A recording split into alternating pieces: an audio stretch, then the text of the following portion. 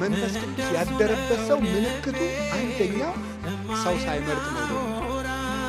ሁለተኛው ደስተኛ መሆን።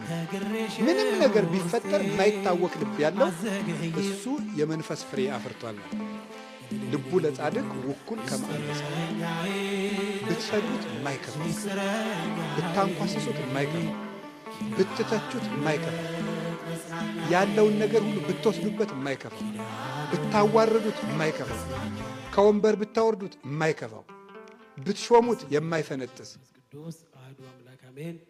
ደስታውም ሐዘኑም የማይነቀነቁት ሰው ደስታ ሲያገኝ ብሎ ትንፋሽ ለምስጋና ያሰባሰበን የረዳን መንፈስ ቅዱስ ያደረበት ሰው ምልክቱ አንደኛው ሰው ሳይመርጥ መውደዱ ነው።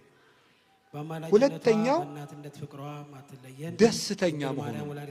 ምንም ነገር ቢፈጠር